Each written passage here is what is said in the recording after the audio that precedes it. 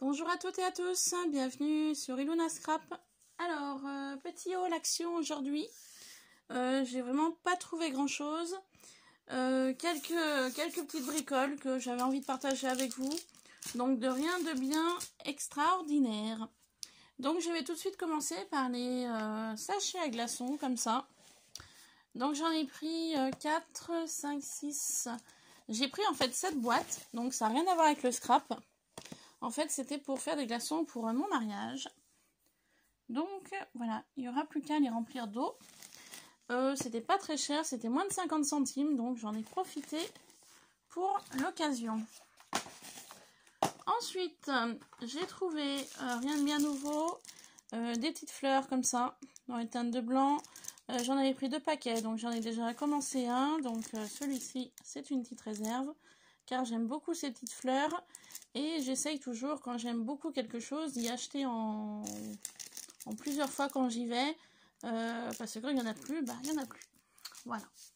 Ensuite, j'ai retrouvé un petit bullet journal. Donc j'en avais déjà pris un dans ces teintes-là. J'aime beaucoup le bleu et le doré. Donc je m'en servirai pas comme bullet journal, mais je m'en servirai comme carnet.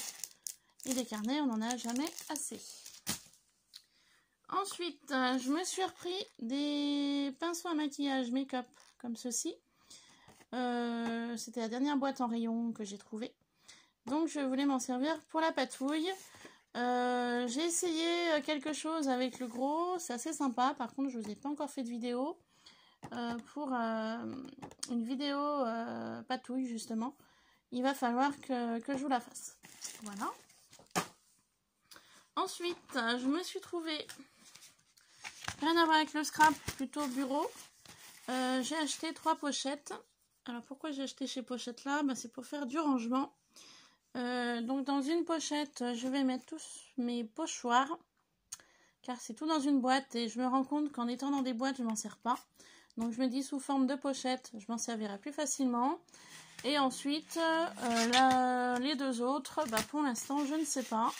Mais toujours dans l'objectif de faire du rangement pour le scrap.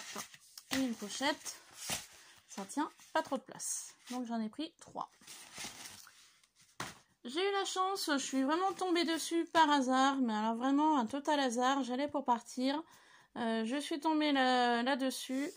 Donc j'avais Sylvia Titi qui m'en avait envoyé un, car je ne les trouvais pas, pour un échange que nous avions fait ensemble. Et donc je suis tombée sur celui-là par hasard. Donc celui-ci, je l'aime beaucoup. C'était mon préféré dans tous les... de tous, on va dire. Voilà, donc je vous le remontre rapidement. Je suis vraiment... je l'ai trouvé en fait dans le rayon nourriture. Voilà, il était posé simplement dans le rayon. Et du coup, je l'ai vu, je l'ai vite pris. Et après, je suis allée à la caisse. Voilà, donc j'aime beaucoup ces motifs. Là, je vois qu'il y a quelques motifs mariage, donc je pense que je les utiliserai pour mon futur album de mariage que je ferai courant du mois de octobre ou novembre. Pour l'instant, je ne sais pas trop. Voilà. Il faut que je me trouve les papiers dont je vais utiliser. Il va falloir aussi que je me trouve, voilà, l'idée. L'idée, je l'ai un petit peu, j'avais trouvé... il y aura un futur tuto sur une chaîne que je suis depuis peu, de Maric Scrap. Elle avait fait un joli petit album pour son mariage. Et du coup, j'avais envie de prendre un petit peu l'exemple de cet album-là. Après, je verrai si je le ferai à ma façon ou à sa façon à elle. Mais voilà, j'avais l'intention de me faire un petit album de mariage. Voilà, donc je vous montre, hein. Vous l'avez déjà vu celui-ci. Et pour finir, comme je vous dis, j'ai vraiment pas trouvé grand chose. J'ai trouvé des petites bobines en bois comme ça, de teinte blanc et de teinte bois. Donc il y a plusieurs tailles dans la boîte, il y a 12 pièces par boîte. Donc les bois. Donc plusieurs bobines de tailles différentes aussi. Voilà. Et il y avait aussi en blanc. Donc j'ai pris un de chaque. Il y avait aussi des boutons. Par contre les boutons j'en ai plein, je les utilise jamais. Donc je vois pas l'intérêt d'acheter pour ne pas utiliser. Voilà, bah écoutez, ce petit toile est fini. Il a été assez rapide. Comme je vous ai dit, j'y suis vraiment allée pour me promener. J'ai pris 2-3 bricoles. Voilà. J'ai surtout pris mes sachets pour mes glaçons. Pour mon mariage. J'étais vraiment partie dans cet objectif-là de départ. Et du coup, d'un rayon à un autre, j'ai pris des petites bricoles qui me serviront toujours. Voilà, ce petit haul action est fini. Il fut court. Et puis bah, je vous reprendrai pour une prochaine vidéo. Pour l'instant, je ne sais pas trop sur quel sujet je vais partir. Car apparemment, ma dernière vidéo n'a pas bien plu, comme j'ai pu comprendre. Et bah, pour en parler un petit peu, en fait, à savoir que mon mariage, je fais tout de A à Z.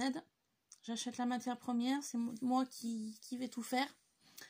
Et donc en fait, le problème est que tout ce qui est fleurs fraîches, comme je vous avais déjà dit dans des précédentes vidéos, j'ai été fleuriste pendant 10 ans. La fleur fraîche est chère, il faut dire les choses comme elles sont. Le travail est très long. Travailler de la fleur fraîche, c'est pas comme travailler des fleurs en papier en scrapbooking, c'est totalement différent.